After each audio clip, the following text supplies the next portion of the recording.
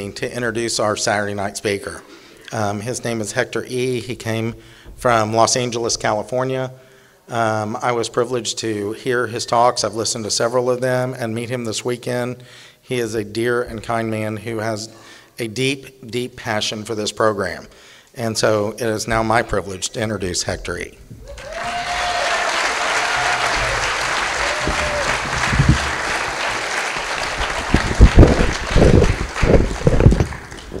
Hello everybody, my name is Hector and I'm an alcoholic and a sex symbol.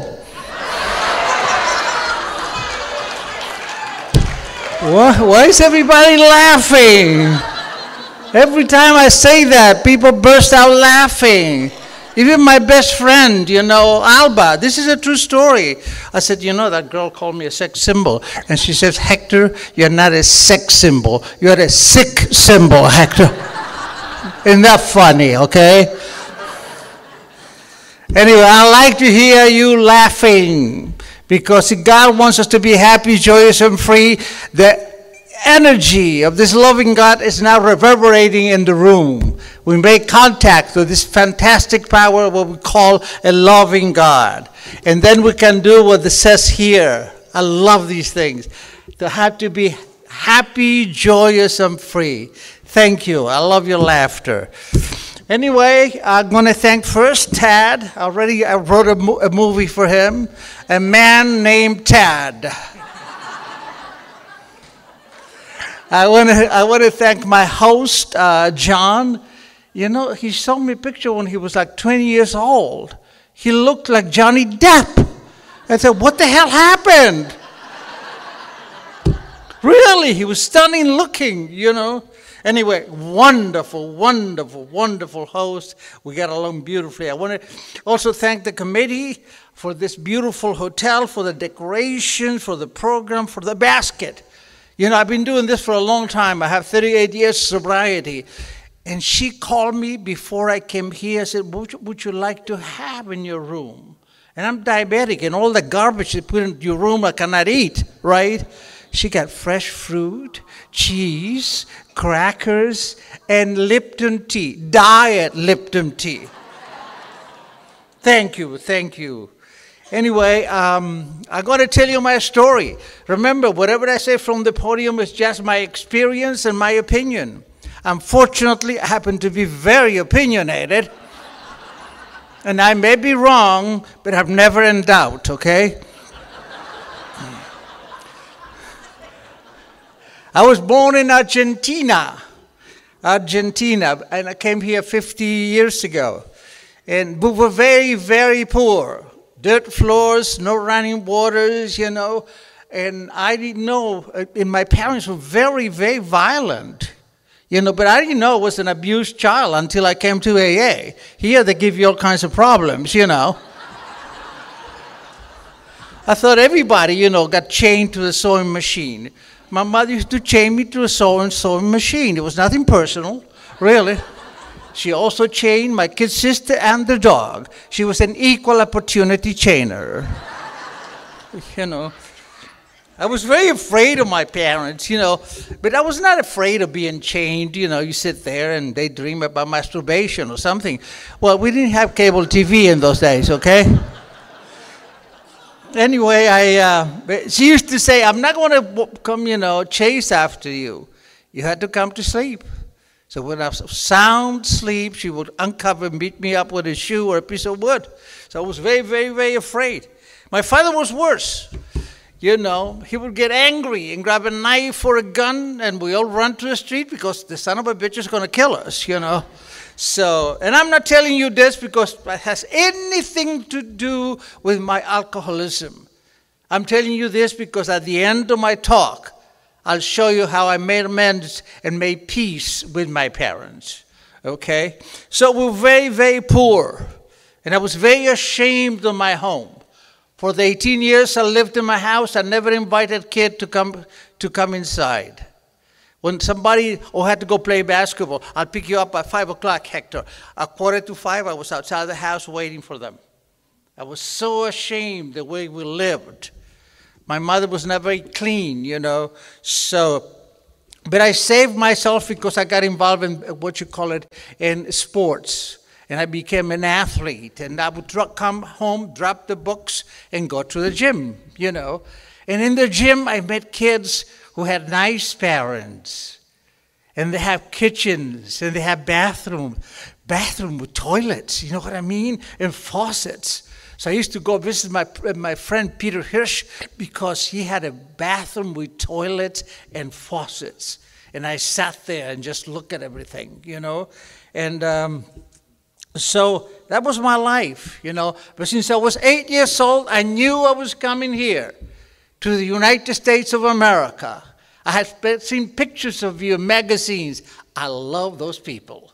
I'm going to be there. You know what I mean? Since I was 8 years old. When I was 18, I went to the American Embassy, and I kept going back until they allowed me to come here. When you come, when you come here legally, there's a lot of things you have to do. Oh, by the way, I came here legally, okay? Don't get any funny ideas. If you don't like my pitch, you cannot call immigration. I'm an American citizen.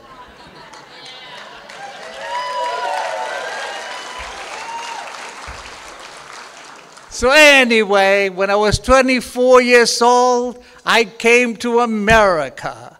And this stupid little kid who was 24 years old, the little hick boy, from a little town goes to, this is very important. First we landed in Miami, we had a layover, we're going to go to New York. And I got out of the airplane. I'm in American land. And we had 2 hours, so I went out and I saw like a magical kingdom. All these new American cars. I couldn't believe it. In 1961, to have an American car, you had to be a millionaire. And you know what I did? This is true. I walk around touching the cars. Wow. I came to the right place. Everybody's rich in this country. Look at this. I was so happy. And then I went to New York. This stupid little kid went to New York. At the beginning, it was very, very difficult because I had to show the ambassador or whatever I saw the embassy that I spoke English. But my English teacher was from England. Hello, Hector. No, Hector. You had to enunciate 20, 30, 40. 20, 30, 40. No. You sound awful. You sound American. Ooh. Stupid bitch.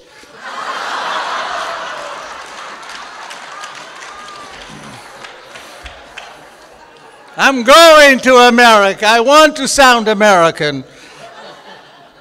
And at the very beginning it was very difficult, because it was like, it was like being deaf and mute, And I didn't know I had an accent. You think I have an accent now? You should have heard me in 1961, I had a date with this young lady, We went to see a movie with Gina Lollobrigida and Burt Lancaster called Trapeze. And all of a sudden I realized Gina had an accent. And I said to my young lady at the date, I said, boy, Gina has thick accent. And she said, oh, no. It's just lovable, just like yours. I have accent? Yes, and it's adorable. I just hate it a little bit right away. I'm not taking you to McDonald's. This is it.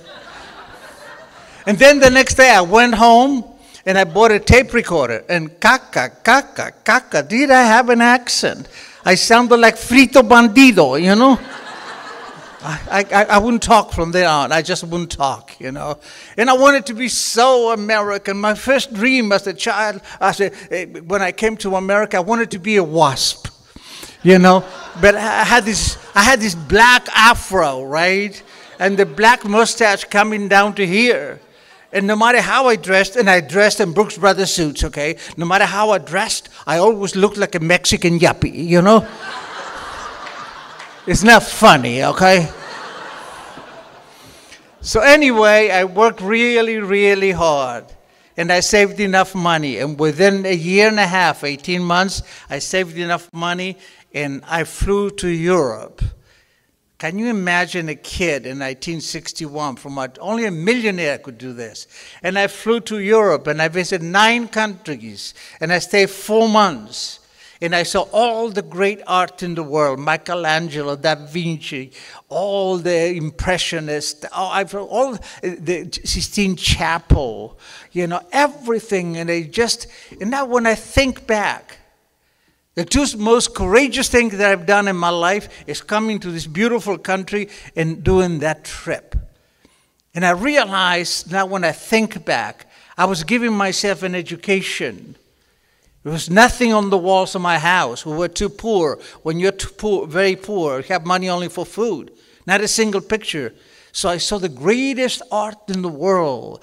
The cathedrals, the statues, the David, the Moses. And somebody said, when I was there, the most painters were competing with each other. Michelangelo was competing with God because he was creating his own world. Wow. And then I came back to America. And they told me I had to socialize. And in order to socialize in America, you have to go to a bar. I've never been to a bar, but I'm very anal. When I do something, I do very, very well.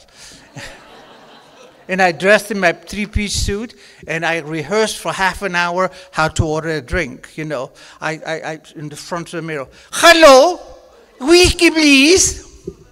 Excuse me, could I have whiskey, please? Like a moron for half an hour.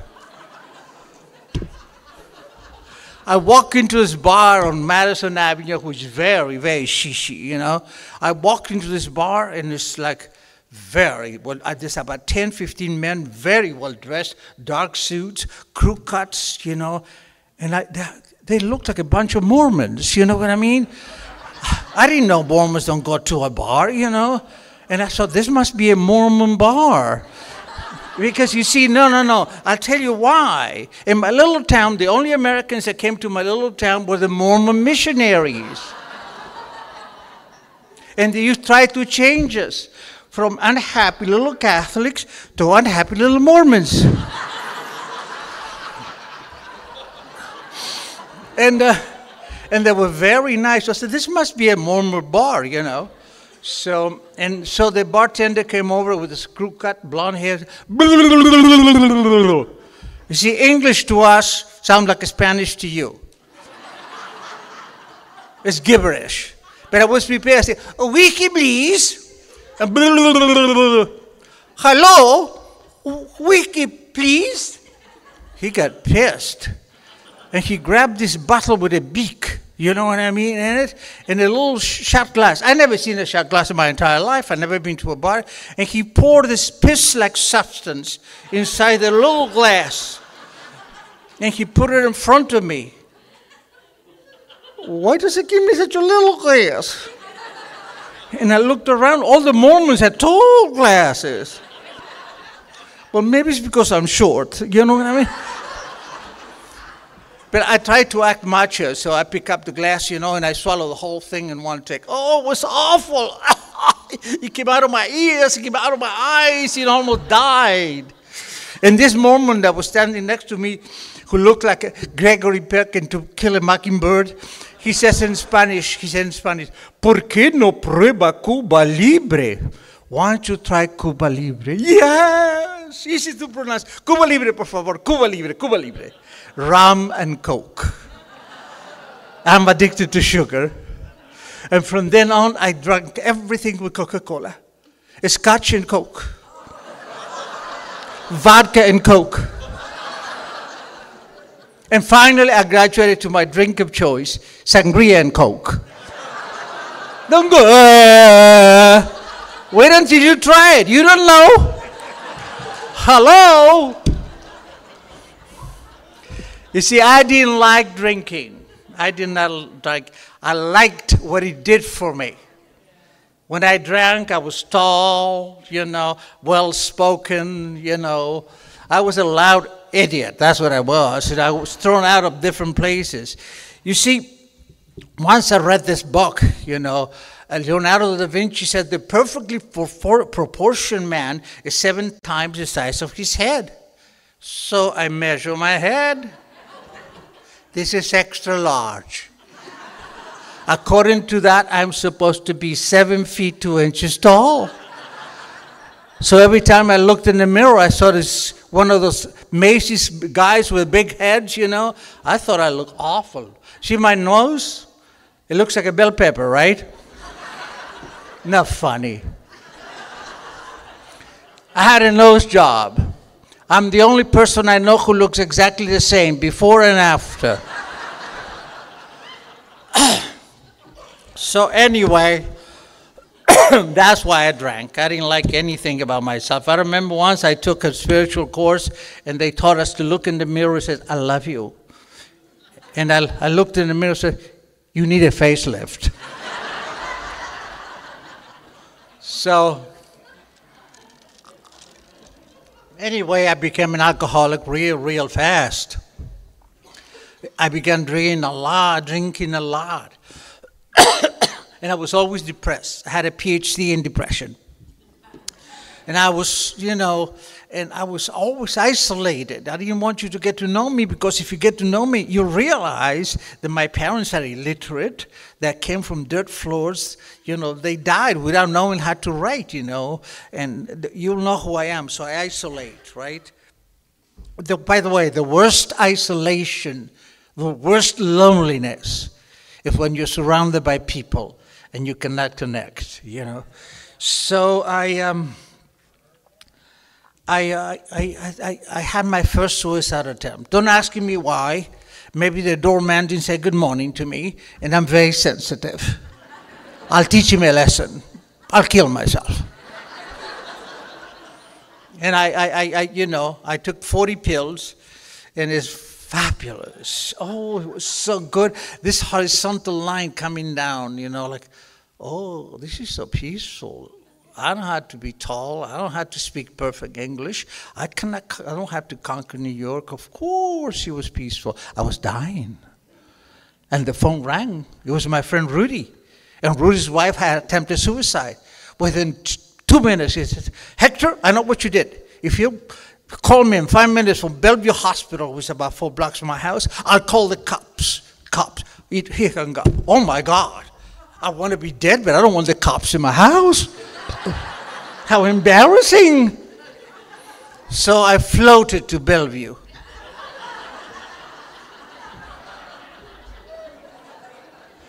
And they pumped my stomach, and they made me see shrinks and more shrinks. They were all very, very, very good shrinks. But I never told them the truth, so they cannot help you, And I keep drinking more and more, and I said, I don't realize why I'm so depressed. Because I had achieved the American dream. I had a little apartment on the 14th floor with a beautiful view of Manhattan, nice furniture from Bloomingdale's, and I was always depressed. And I did not know why. You told me why when I came here. You told me I was looking for a material solution to a spiritual problem. And you told me nothing that I see with my eyes can fix my insides. Not the relationship, not the bank account, not the relationship, not the car. Those are wonderful things, but it doesn't solve my spiritual problem. The solution, and this is in this magnificent book called Alcoholics Anonymous on page 45.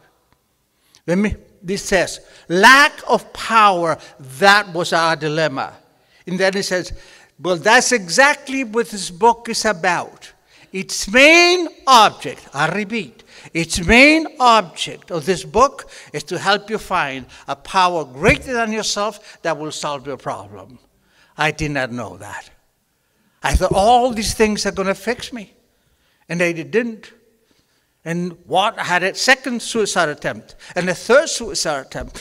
And one day, I just woke up at 2 o'clock in the afternoon, and I was there and said, I know what's going to fix me. If I become an actor, and if I am the greatest actor in the world, I'm going to be okay, and everybody loves me. And I thought I was going to do Richard III, Shakespeare, in London, better than Laurence Olivier.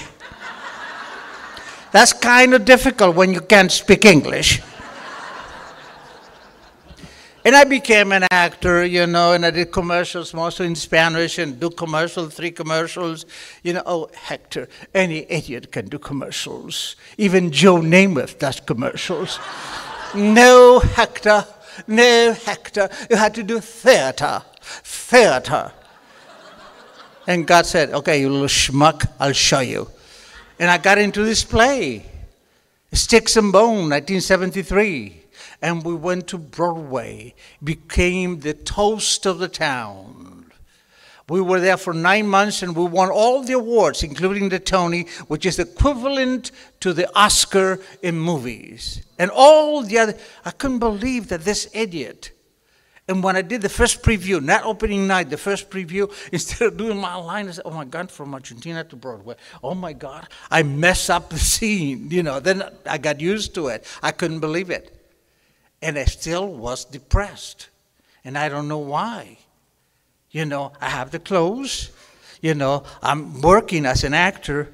And one day again, I slept on the floor. And I sat and I had urinated on myself. And I sat there and I had a moment, an illumination. I realized what my problem was. My problem is New York. This is a hostile, horrible, unfriendly place. I have to move to a more loving, caring, nurturing place. So I moved to Hollywood.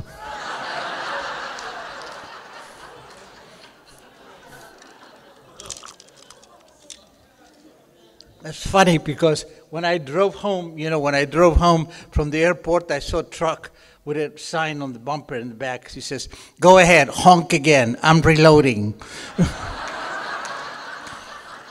Maybe Hollywood's not so friendly, you know? So it was the 70s, I had a black afro, I had a big mustache, and I got there and I guest starred many, many, many shows, you know. I was always killing people, pimping women, molesting women, selling children, selling dopes. I was always handcuffed, always. I've been handcuffed on TV more times than the Menendez brothers, okay? Anyway, I finally get a part to play a good guy. It was a sequel to Butch Cassidy and the Sundance Woman. It was called The Sundance Woman with Catherine Ross. Remember the girl from The Graduate? And I'm going to play a good guy. I'm so excited. I'm not going to save the girl, but I'm going to play a good guy, right? So they gave me the part, and I got home. And the director says, oh, Hector, we forgot to ask you something. Can you ride a horse? I'm a gaucho from Argentina. Excuse me. I was born on top of a horse. I lied. Oh, my God. We got to Tucson, Arizona. And now we did the interiors. We're going to do the exteriors right around the jail and save Catherine Ross. And they put me on top of the stupid animal, the horse. If you don't like horses, I couldn't care less. I don't like horses. And they put me on top of the animal, right? He says, Hector, now we're going to practice riding around the jail and saving Catherine Ross. So if you ride a horse properly, this is a horse, this is you. Nice. When I did it was like this.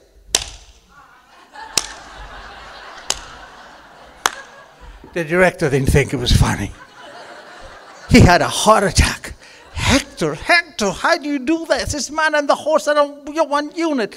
And he chewed me out in front of everybody, and he made me practice for 4 hours. He wouldn't let me get off the horse. Eventually, I couldn't get off the horse. So the Marlboro guys got me off the horse, and I couldn't get my legs together.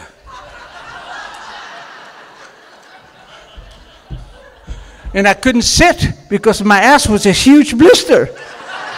It's not funny, really.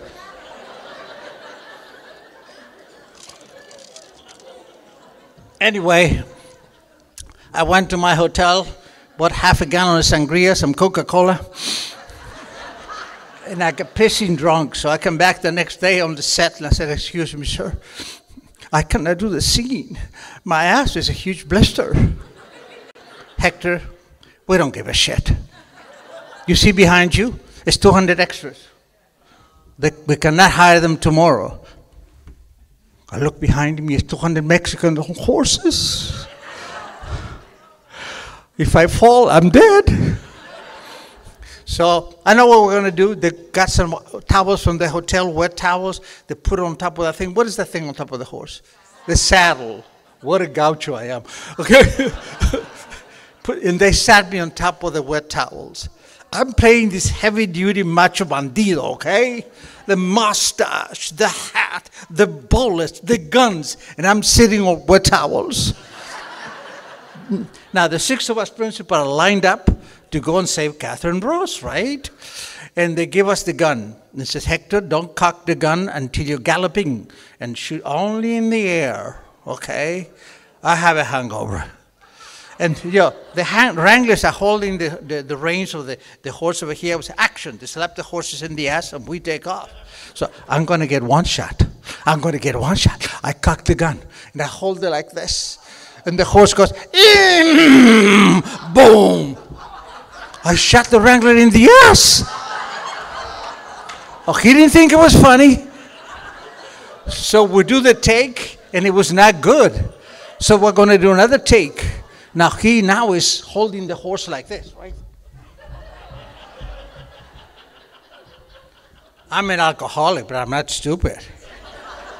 I cocked the gun again, but I put it next to my leg. And the horse goes, boom. My God, I shot my leg. My costume is in flames.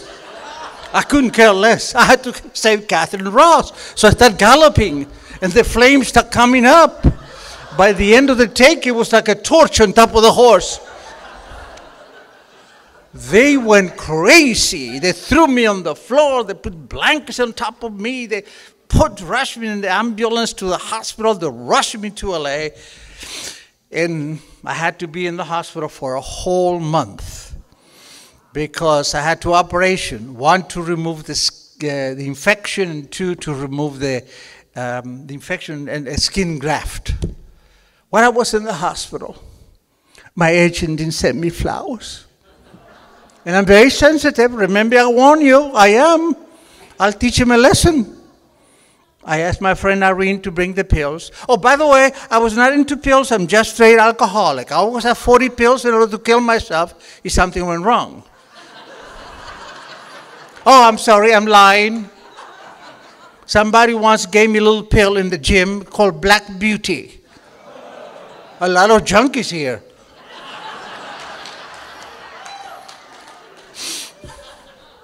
He says, "Hector," he says to a friend of mine, "if you take one of these, you're going to have so much energy." And I took it. It was fabulous. I had so much. I cleaned my whole apartment twice. I was dusting the ceilings. The only problem, I couldn't close my mouth.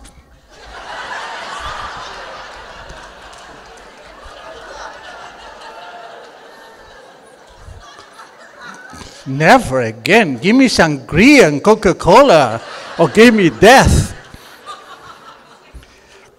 Anyway, that was my last suicide attempt. That's my bottom.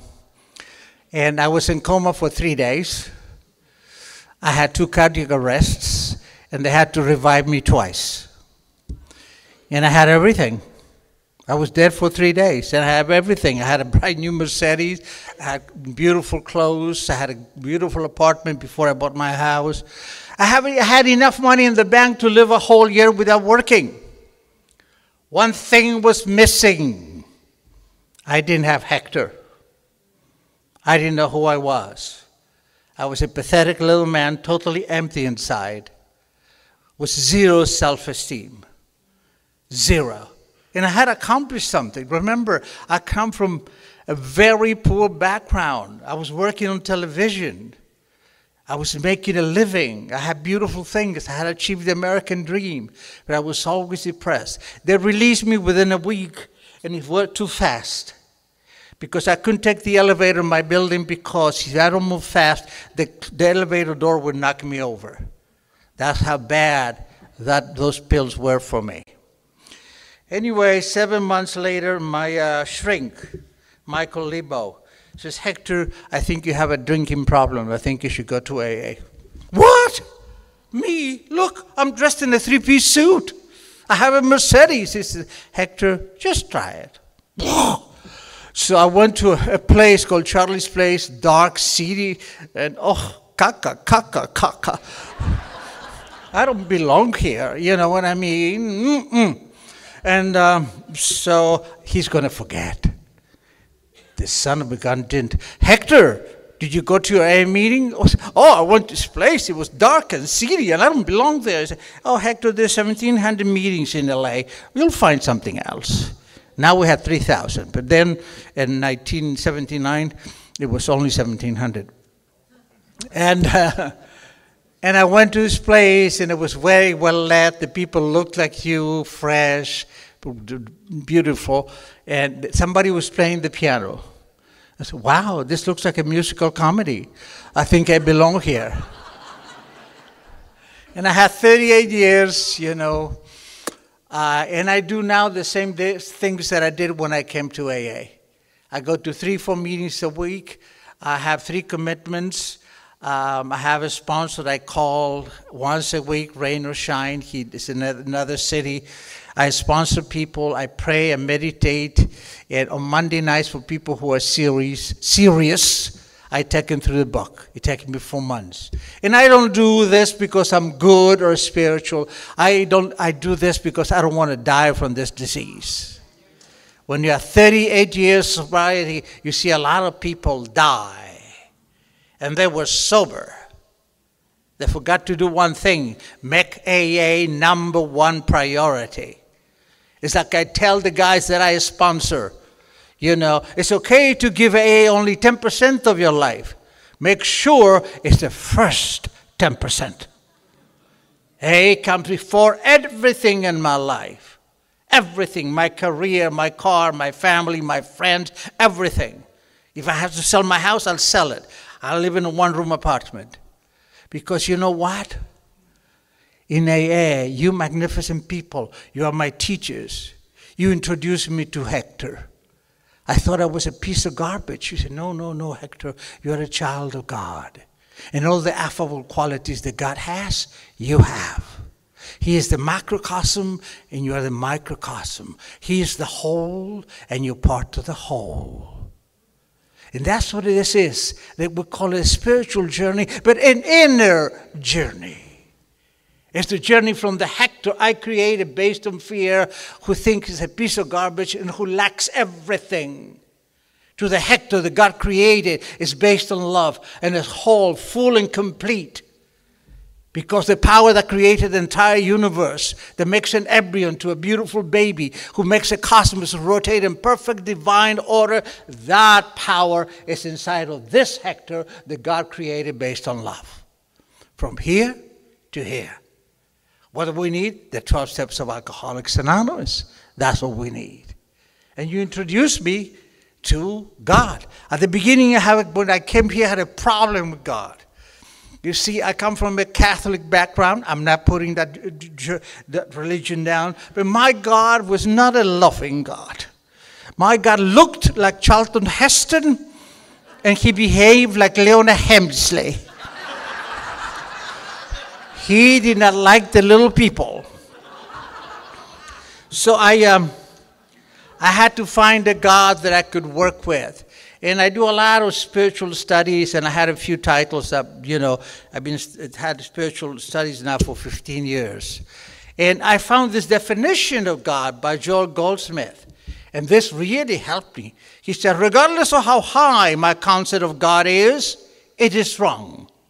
Because it is still a concept. Eventually you have to lose all concepts and reach the consciousness that God is.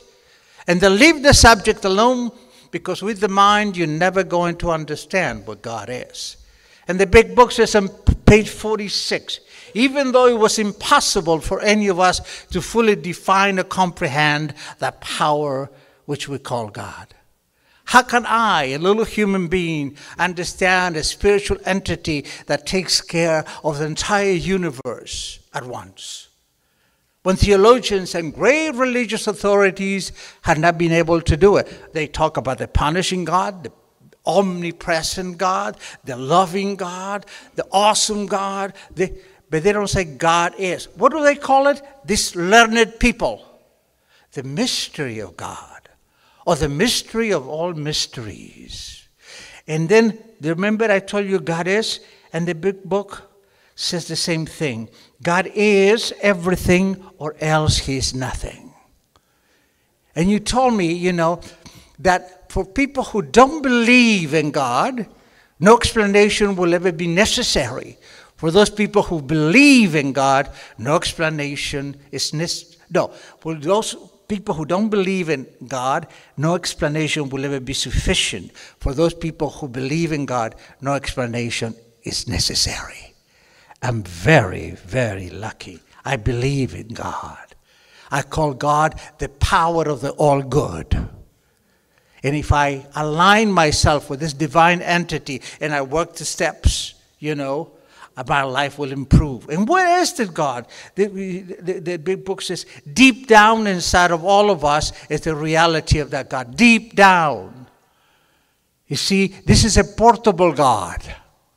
It's inside of me. Wherever I go, I'm connected. Wherever I go, I'm connected.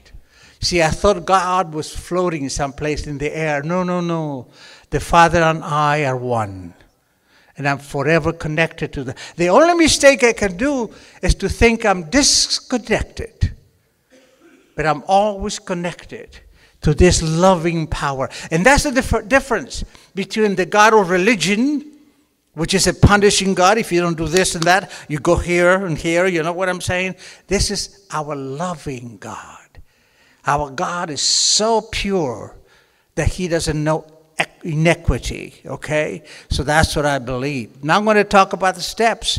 And it took me a long time to learn about the steps. Somebody took me, and I even wrote a book, Spiritual Recovery, about the steps. What is a spiritual principle? We all talk about spiritual principle. Okay, what is a principle? Spiritual principle. What is the grace of God? What are the steps for? The book says the spiritual way of life is not a theory. We have to live it. So how we will live it, And the first step says I have a problem, lack of power. The second step, that power is God. I already explained to you what I believe God to be. And the third step is I had to turn my will and my life over to the care of God. What is my will? I did not know, but I took Charlie and Joe many times. And they told me, my will is my thoughts. And the master said thousands of years ago, as a man thinketh in his heart, so is he. And the big book of Alcoholics Anonymous on page 23 says the same thing. It says, the main problem of the alcoholic is centered in his mind rather than in his body. And the way I explain it to the guys and some girls I sponsor, I tell them, this is a mold. Whatever I put in here will be manifested out there. As within, as without. If it's not in here, it's not going to be out there. Okay? What is my life? My life is the sum total of my actions. Emerson said it best. Your actions speak so loud, I cannot hear what you're saying. You see, that's why a wonderful book says action, action, and more action. So that's it. And now the book says, I am blocked from the sunshine of the Spirit. What are my blockages? Our wrongs, character defects, shortcomings, sins, whatever it is. They all mean the same thing, I was taught. It means that I fail to live under spiritual law. And by the way, sin is not a religious word.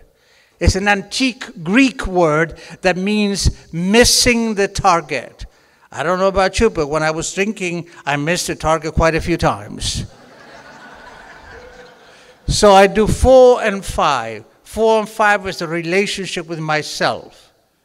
okay? And I find all the character defects, you know, and some people come with 30 character defects. I said, no, do only 12. They said, why 12? I tell them, because you're not that interesting. You know what I mean? Nobody has 30 character defects. Oh, please. Okay. And then we go home on 6 and ruminate and think about what I had done up to now. Have I been, you know, honest? You know, and I check the first 5 steps. And then for an hour I sit there and check that.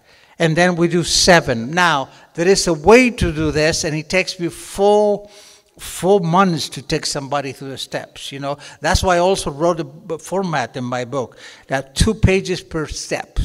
So that you can take one of your sponsees very simply through 12 steps.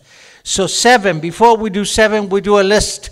The character defects here, this spiritual principle is going to take the opposite. Hateful, loving. Stingy, generous.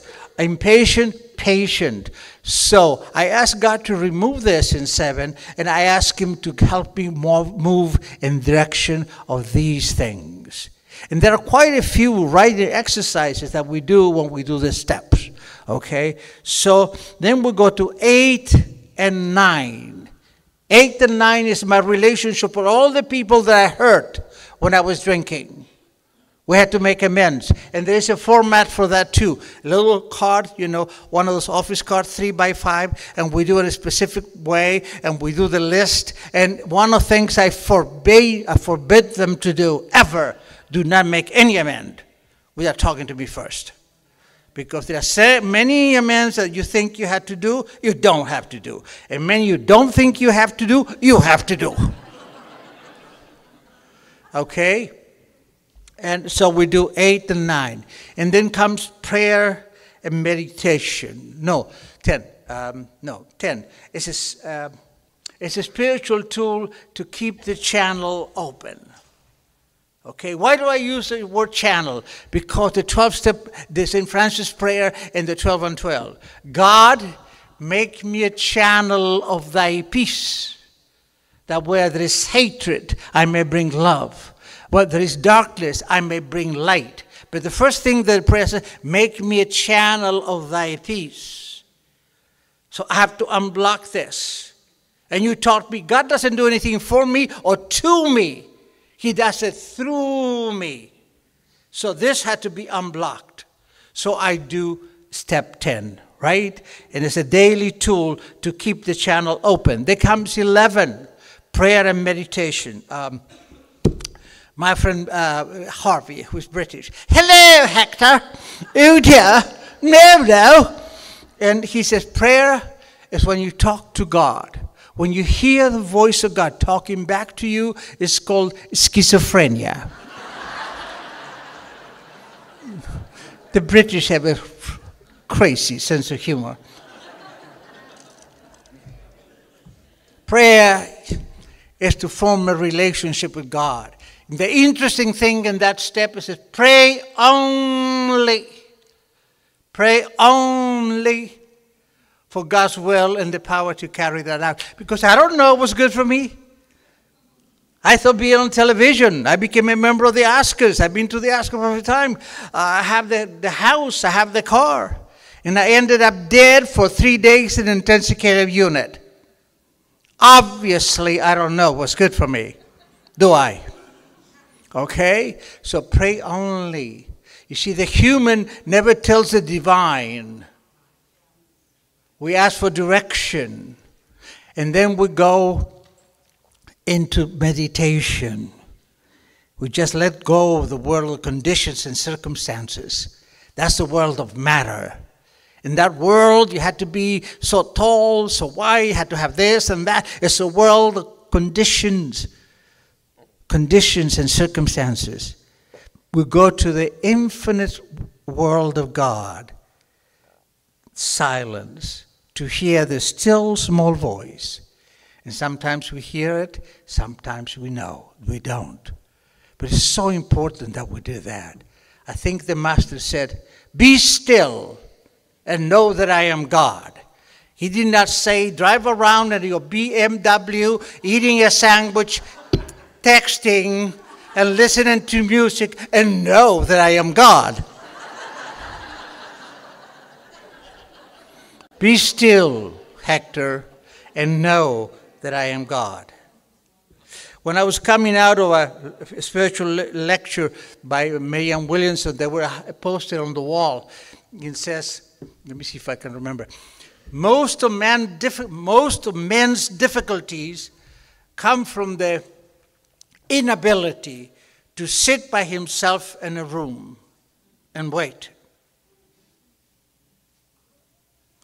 And when we talk about, meditation, you have to do 20 minutes in the morning or 20 minutes. No. You do 3 minutes. 3 minutes. You read half a page from the big book, half a page, not even an entire page, half a page. Then you sit there quietly. You don't even have to close your eyes. Do nothing. Learn to do nothing. Learn to do nothing. That's it. And if you can do that for 90 minutes, for 90 days, do 2 minutes. 2 minutes. But you have to do it consistently. And you know what happened to me when I meditate? And I have 12 minutes. I read some things that I read. And by the way, my day has a different quality if I choose to do one of these two things. Pray and meditate, or go and check Facebook. It's God or Facebook. When God becomes first and I pray and meditate, the day changes. To me, I become softer. The traffic doesn't bother me so much. I don't have to lose the extra 5 pounds. Okay? I don't have to rush. I don't have to remodel the 3rd bathroom. I grew up without any bathroom. Now I have 3, and I'm still crazy. But I mean, the day becomes softer because I made a connection with the indwelling power of God. I'm connected to the source of all peace, all love, which is a loving God when I meditate. And then after step 11 comes the most important of all the steps. 12, service. See, we do service here. Service is the most important thing, because it's wonderful that you love me, but it's infinitely much more important I love you. That's what the book says. When everything else fails, it doesn't say go out and buy another cashmere sweater, does it?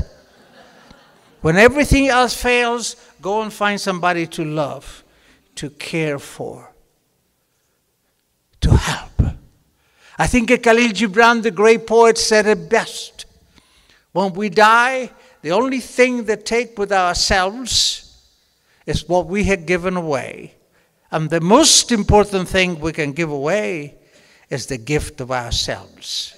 That's step 12, isn't it? I do Monday nights, 7:30 tonight, I do a workshop in my house, by the big book, and we use my book and the big book. And, sometimes I don't feel like doing this caca, they come, 7:30, I'm not in the mood. Why did I start doing this garbage, And after I do it, an hour and a half, I'm high. I'm high. And I don't let anybody leave without giving me a hug. Everybody has to give me a hug, boys and girls, I don't care. Because always remember this, the teacher gets a lot more than the student. A lot more, Anyway, that's how I work the steps. That's how I work. It takes me 4 months to really take you through the steps. And by the way, when you make a commitment to my house, the only reason you can miss that commitment if there is a death in your family, your own. I don't work with flakes. If you're a flake, bye-bye. See, I'm dedicating my Monday to you. You better get your tushy there. And you had to be 15 minutes early. Okay? So anyway, remember I told you I hated my parents.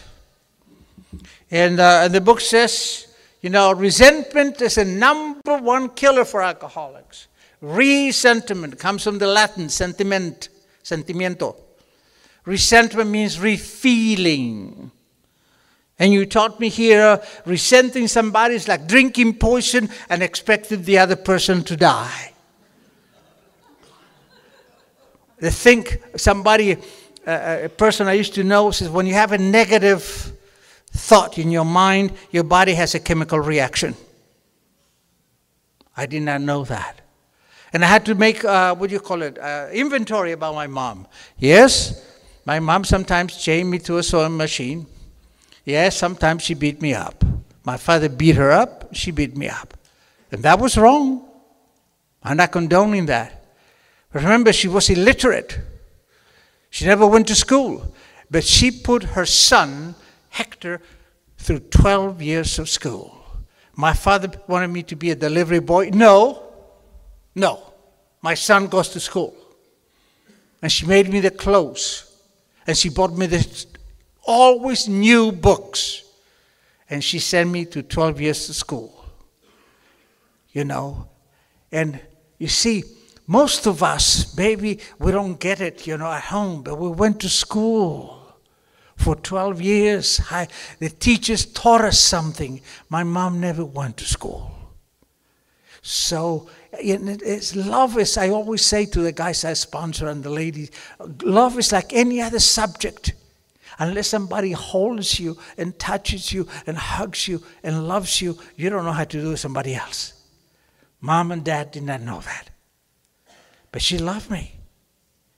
But we were so poor, we didn't have money for a Christmas tree. She took a broomstick, some wire, some green crepe paper, and she made a Christmas tree. 4 branches, 5 branches, 6 branches. She went out with a quarter, and she bought a pointer with 4 Christmas balls. But little Hector, he had his Christmas tree. And every year got a little bit better, you know. When I was 12, it is a custom in Argentina to give the boy a bicycle. For Navidad, I say Christmas. I knew I was not getting a bicycle. I mean, we don't have that kind of money, you know. So I was no bicycle for Hector. When I woke up Christmas Day, the most beautiful bicycle money could buy was right then and there. She had worked at 2 jobs secretly to buy her boy the best bicycle in the neighborhood, better than the rich kids. You see, what I realized then, that she was doing the best she could with the tools she had. She didn't get a set of spiritual tools. She didn't get a supporting group. She did the best she could with the meager tools she had. So I sent her a ticket. She had never been on a plane ever before. She came from Italy in a ship to Argentina, like 34 years. And I put her on a plane. And when she landed in Los Angeles, she came into my apartment before I had the house. And she walked into my apartment. She had a 12 feet tall Christmas tree, real pine, decorated in her favorite colors, pink and red. And she had 33 presents underneath the Christmas tree. 33. We overdo things in AA. And I told my mom how much I loved her. And I thanked her for sending me to school, for sending me to learn art, for buying me the books. I thanked her, and never, ever I mentioned what she did wrong. We take care of this side of the street. Okay? And I brought her back 3 years later with my sister Olga. She'd never been on a plane before. And they came to visit me. And I was working as an actor. I was scared, staring at a police woman, some damn thing. By the way, don't ask me what I did as an actor. Go to HectorElias.com. Remember we used to go to the bars and say, oh, I'm a movie star. Oh, I'm an astronaut. Oh, I'm a movie producer. Do you want to be in one of my movies? Oh yeah. What's your name? Click, click, click. No, you're not. Now we're going to lie, okay? So HectorElias.com. Anyway, my sister and she came to my apartment. And we spent a month together. We made a bigger Christmas tree. I took them to more places. You know, they had the time of their lives. And they used to cook together at night and do really great meals. And all of a sudden, I overheard this conversation between my sister Olga and my mom. My mom says, Olga, you know what I wish for all the mothers in the world? And Olga said, what? That all of them could have a son like my Hector.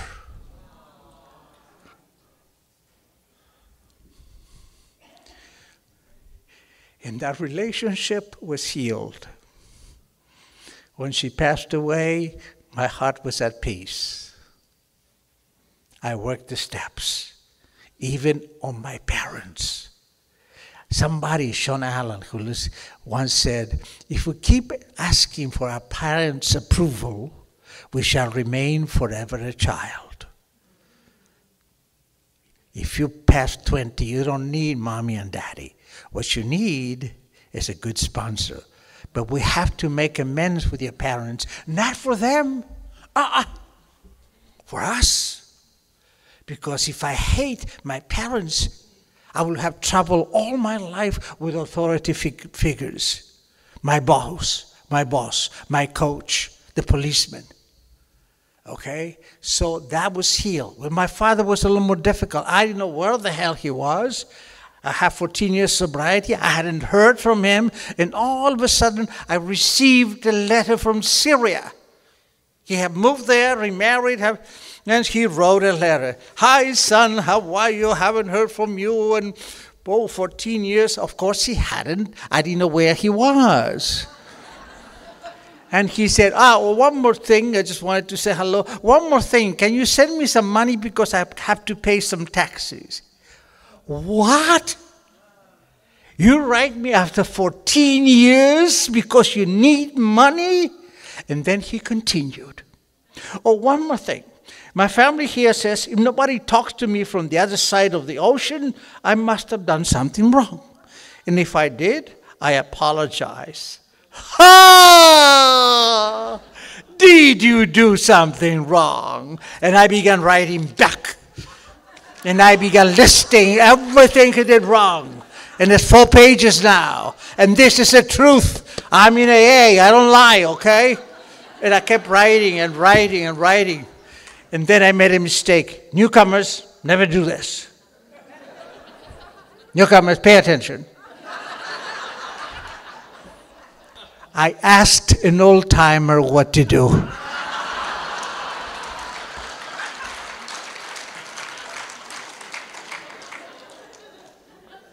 And the idiot, she said, Hector, would you rather be right or would you rather be at peace?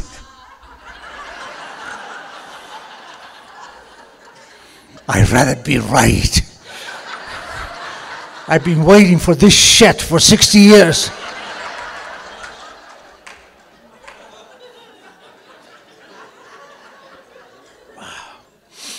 And then, the brainwash you here, newcomers, be careful.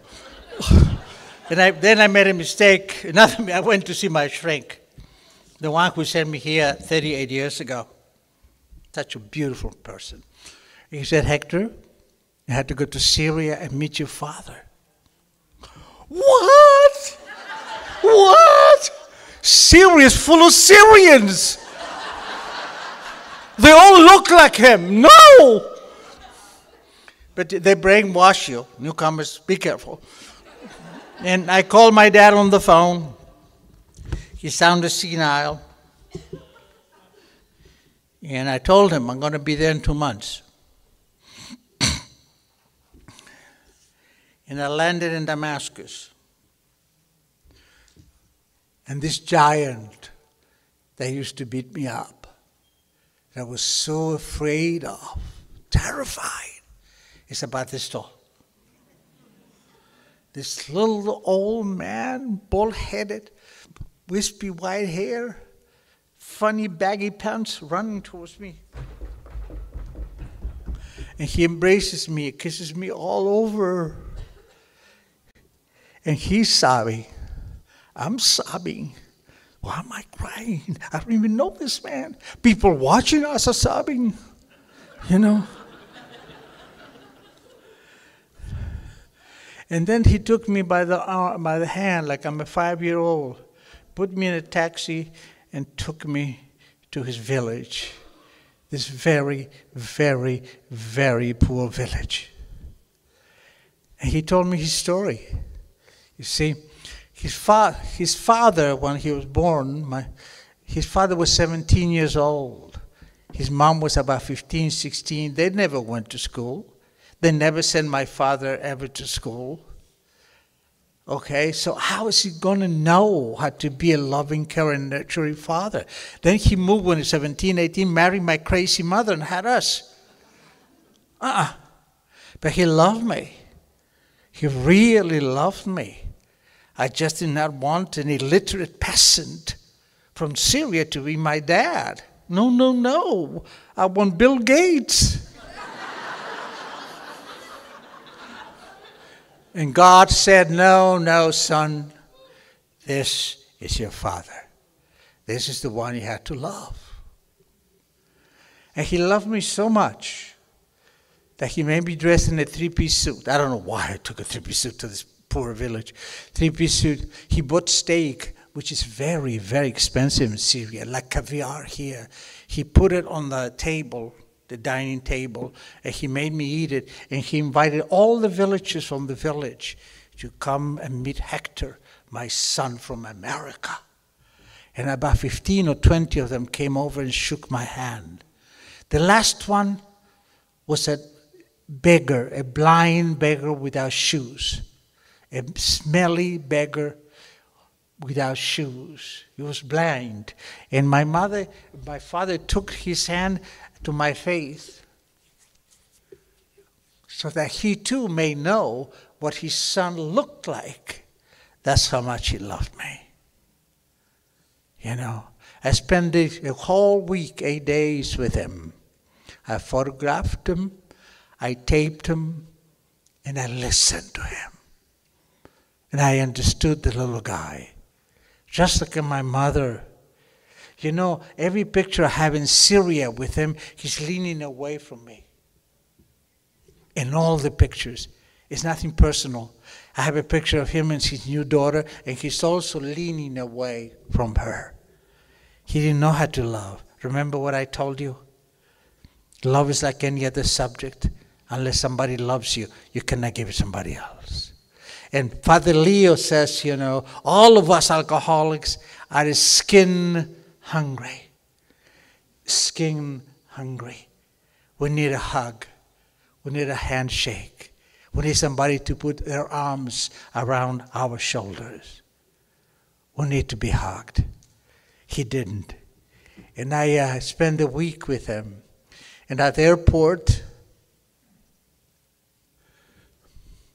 we were both sobbing, not crying, but sobbing. And I said, Daddy, I love you very, very much. And I'm so proud that you're my daddy. And he said, no, no, no, no, no, son. I love you much, much more. I'm so proud of you, what you've done with your life. And this trip here to my little village, you know, is the most beautiful gift in the world. Nothing could make me happier. And we hugged and sobbed and sobbed. And I left. And I came back to my country, the United States of America. I adore the United States of America. I'm fanatic about this country. And then something subtle had changed. See, I always looked like a man, I acted like the man, I accomplished like the man, I dressed like a man, but inside myself, I was a 12-year-old child, emotionally. See, for being like a man was being like my dad, and I hated him. After I made my amends and I made peace with him, when I thought of him, I smiled. And somehow, someplace, I read what a real man is, or real woman. Somebody said about this famous person the following: yes, yeah, he's a real man. He's at peace with himself. Wow. He's at peace with himself. What is the first thing that the St. Francis prayer says? God, make me channel of thy peace. That's the first spiritual condition. That means I have connected to the indwelling power of God. Remember, God is not all over there. He's in here. We are forever connected. And when I am at peace, I can do what the big book says. To be of maximum use to God and those about us. And that's what I've been doing for 38 years. You know, I came here to stop drinking. And you beautiful, beautiful, kind, loving people taught me how to live. God bless you, and I love you.